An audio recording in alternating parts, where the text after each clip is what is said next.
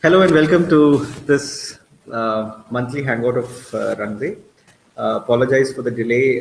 We had a few technical glitches, and as you can see, this we have a new backdrop, and this backdrop also is indicative of new things happening at Runway. Quite a few updates, quite a few um exciting updates, and apologize for not having this hangout last month. Promise that we'll continue to do this every month. I also have with me this time, apart from Chaitanya, Tanvi, who is part of the Impact team. She looks at new partnerships.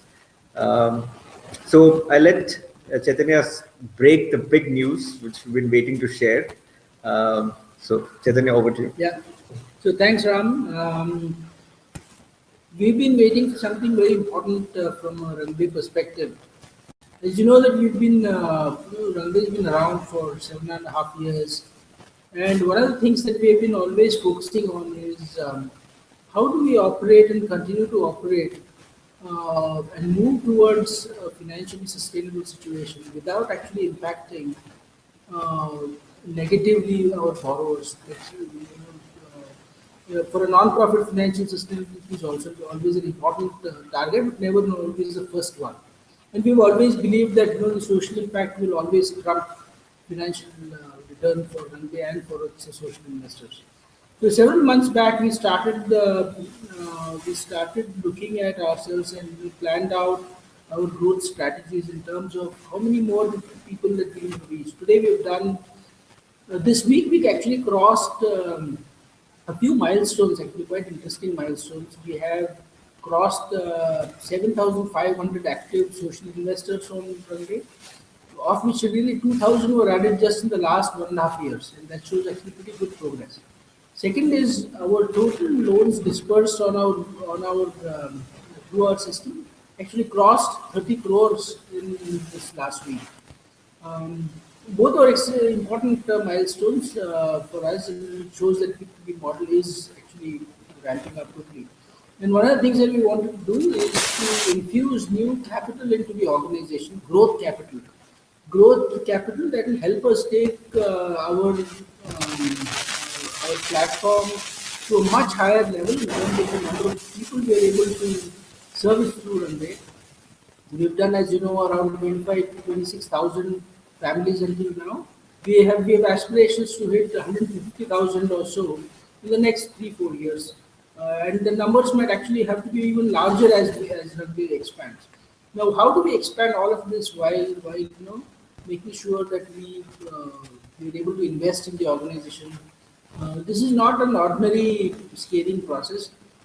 For us to hit those kind of numbers, we need to really redesign many of the things that we're doing, the way we're doing this, invest in systems, invest in technology, invest in the organization, invest in the infrastructure on which we're working, invest in new partnerships, invest in new geographies, and so on and so forth. So the breaking news is that we've got a major funding, growth funding from the JRD Tata Trust, and the focus of that grant that we've received is essentially how can we scale up Runway over the next 4 to 5 years to reach much larger numbers of people, and also to meet an important milestone in terms of achieving financial sustainability for the organization as well. What this means for Runway and all its social investors and its broadcasters, our borrowers, and so on, is that now the team can really be entirely focused on really shaping the organization for this future, for the kind of impact numbers we are looking to reach out to. We don't have to now worry about looking at the financial sustainability and trying to raise funds from other sources and all that. And this big grant is also a testament of the kind of belief that the Tata Trust has placed in Runway in this model actually, uh, about how we can actually implement, how we can actually take this model of peer-to-peer lending to much deprived societies of India and actually make a big impact over the next 4 to 5 years. So that's a big breaking news. It actually, as now the wheels have started turning inside Rangde. Uh, the wheels are for actually the entire process of getting ourselves prepared for a massive scale up over the next 2 to 3 years have already started spinning. And we're very happy to also let people know that it also opens up new job opportunities, new employment opportunities, new career opportunities within Rangde itself. And we will be looking to bring in some outstanding professionals into our organization. As you all know, we believe very strongly that social sector business, we need to run it like any top of the line corporate organization as well.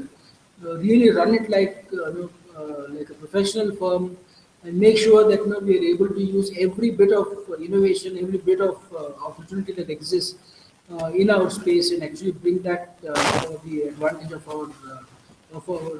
the people to whom we are serving. So that's what's happening. We will soon be sending out an update and an email to all our social investors, letting them know of the positions that we have opened up in the organization now.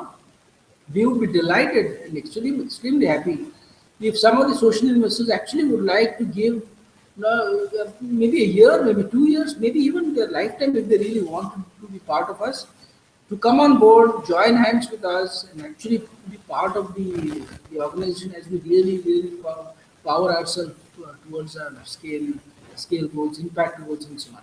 So that's the big news.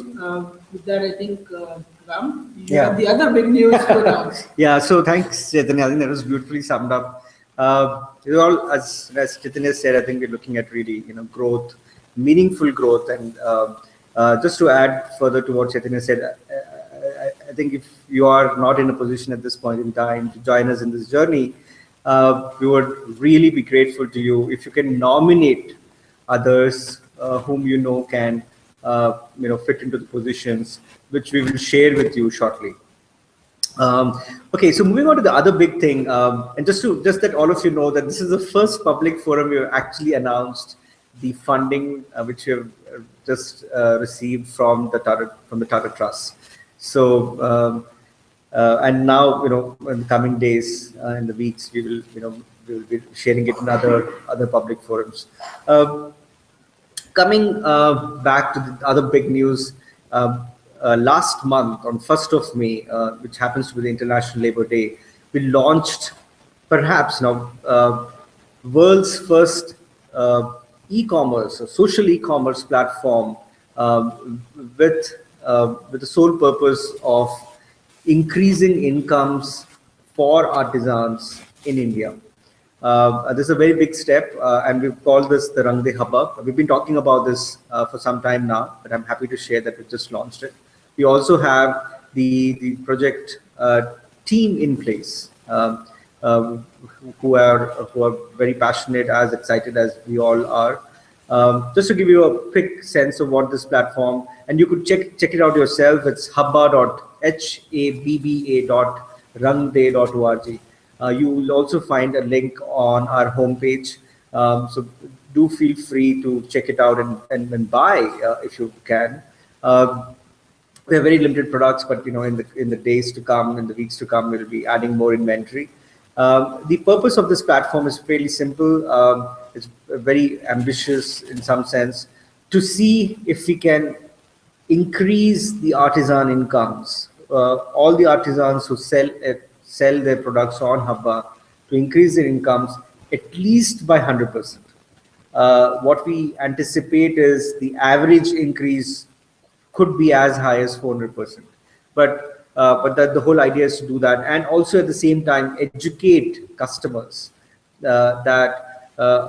and show them that a good portion of the money which they're paying is actually indeed going to the artisans, which is sadly not the case if you look at all the platforms or all the outlets which today sell products made by artisans. That's one thing. So, and the way we are achieving this is by publishing the entire pricing structure of any product which you will buy on Habba. And we're calling it the honest pricing. You can click on it and you can see the details. Other thing which you're doing differently in Habba is to also certify the products that they're indeed handmade. From our limited experience in this sector, we have noticed that many of the products are, even if they're 5% handmade, they are being labeled as though they're entirely made by the artisans. And to that extent, we also have the degree of percentage, the percentage degree of how much percentage is indeed made by hand. And we've called it the hand over heart seal. And there's a lot more which will come on Hubba, but that's something which we're very excited, very happy with the kind of initial responses we've got from our community of social investors. And just to make it a little bit special, this marketplace is also invite only. But the good news is if you're a social investor in Rangde, you get access to it right away. I will stop here. I'll let Tanvi talk a little bit more about some of the exciting updates we have in terms of partnerships we're looking forward to welcoming on Rangde. Thanks, Ram. So, Rangde's focus has always been on trying to reach out to underserved communities and work in geographies where communities still haven't been included in the financial fold, are still relying on informal credit sources. And we've been trying to actually see how we can expand our foothold and work with partners and organizations or even communities directly in geography states like Rajasthan, northeast of India, central India. And in the last month, we've actually introduced two new partners. One of them is Sat Livelihoods, and for the first time in the Rangde's history, we actually have one from Gujarat actually. They belong. Currently, we have a profile of 5 borrowers who are from the traditional weaving communities. They are Patola and Tangalia weavers who've been for 3rd generation, 4th generation weavers, but increasingly these communities are moving out of the weaving tradition because weaving professions rather, because it's not economically viable. We're trying to see how we can actually provide them low interest credit so that they can improve their own production cycles, provide employment to other weavers who seek that kind of support. Additionally, we also, in this month, we will also start another partnership is in Pondicherry and Tamil Nadu. And this organization is called Rural Education and Action Communication. And we're, again, a very exciting partnership. Communities, again, are primarily agri and allied businesses based, and looking forward to actually having them on the website very soon. Last one was very exciting for us because we also, as part of our new partnership initiative, we actually not only talk to organizations rather, but we also actually go out and try and see, meet the communities directly before and as part of the process. And Ram actually incidentally traveled to the Northeast and has, and that's another conversation. I mean, there's a number of updates that we have from that. So currently, we are also trying to see how we can expand and work with communities which are engaged in handloom or are working with with farmers directly. And another interesting thing where we're trying to see whether so far we've actually worked with partner organizations and through them accessed communities. We're trying to tweak the model a little bit and hopefully we'll have a pilot of that soon where we're actually working directly with the community owned or managed enterprise, which could be a federation or a cooperative in this instance. So stay tuned for that, and then something coming up very soon. So great. So we'll be happy to take any questions. As always, you can ask questions by clicking on the Q&A app. So I will wait for a few minutes, but I just want to quickly share, as Dani was pointing out, I went on this field trip last month, which was in many ways, for me, it was, at Rangde we learn every day, and this was one of those, trips where, there was enormous amount of learning. We're looking at working with federations in central India, which is essentially the Dholpur area, the Dholpur district, and we're also looking at working in as Tanya was pointing out, in the northeast. We're looking at working in Chirang district, in Kokrajhar district, and for the first time we are looking at working with these communities who are truly underserved. and these are very tough geographies. Just to give you a example of what it really means, when I went out in the field and met some borrowers. So Dholpur is actually quite famous, or rather infamous, for its red sandstone, and it's the same sandstone which was used to build the Red Fort. Uh, Sadly, 80% of the population there, the rural population, is it survives on a dollar or $2 a day, and they don't have any other employment opportunity except to work in sandstone mining. And they do this quite primitively, even though the contractors or the owners of these mines do have the money and the resources, but then the workers in the mine still stick to the age-old practice of using a hammer and a few nails to break big boulders of sandstone. And as they do that, there's a lot of dust, the sandstone dust, which gets thrown up in the air, and they inevitably they inhale it. And as a consequence, and which was a bit of a shocking statistic, is that the average life expectancy of male men in that district, in that area, is 35 to 40 years. Now that's a very sad statistic, and what really happens is when they inhale the sandstone dust, it goes into their lungs, and they suffer from a condition called silicosis, which leads to death because there is no real treatment for that.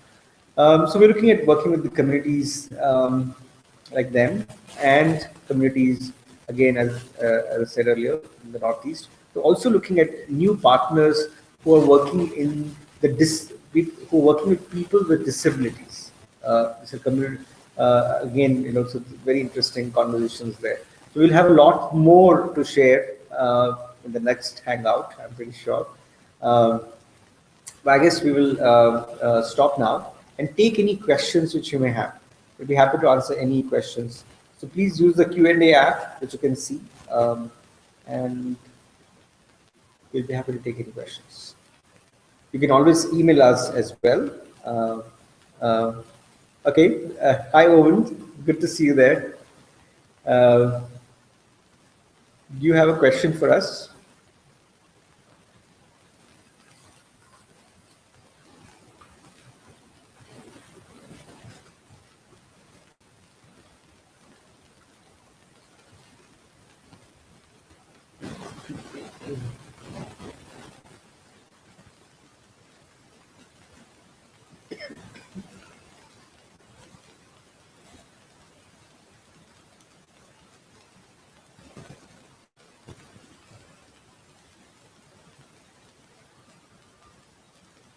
Okay, we have a question from Mitava Viswas. Let me just repeat this question. Very good stuff. If you know of artisans, how can we get their product in Hubba? What is the process? Please write to us at hubba@rangde.org. Well, I think it would depend on a case-on-case basis. What we would like to know is, what is the structure under which these artisans work? Is there an NGO who can help them support, who are helping them in capacity building, or are they a standalone group? So I think it's multiple things. So if you could, what we will do is we actually publish a sort of a FAQ on this, which we don't have at the moment. But feel free to refer us to artisan groups who are really finding it difficult to get access to market. And even if they have access to market, I think the question we need to ask is, are they really getting a fair income? And I think that's the point. So what we're really seeing is, I think it's been a while. People have been talking about fair trade. Then people were talking about fair price. What we're talking about now is fair income. Now this is a completely different, it's a change in the entire construct. Uh, the way we look at it. Fair trade was all about, making the business feel good about it, or to make the products, make them more tradable, make them more, customer friendly. Fair price, well, is more customer focused. But what we're saying is fair income. So therefore, the focus is that. So if you do know artisans who would benefit from a platform like Hubba, because you believe in complete transparency on Hubba, so you could publish all the prices, just with the structure and all of that. So if you feel a group of artisans who would benefit, do let us know. We'd love to work with them.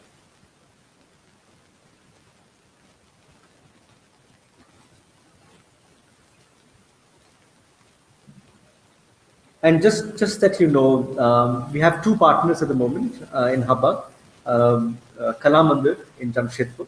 We're fortunate to have them on board. Um, they have never sold any of their products anywhere apart from their own store in Jamshedpur. This is the first time they're taking their products online, and we're really grateful to them for choosing Hubba for their online presence. Also happy to share that we have one more partner for Hubba, Desi Trust, uh, who have until now been the exclusive sellers of all merchandise produced by or handmade by the Charka Cooperative, Women's Cooperative. Happy to share that Charka and Desi Trust have agreed to, for the first time in their history, to sell their products, to sell their handmade apparel online on Hubba.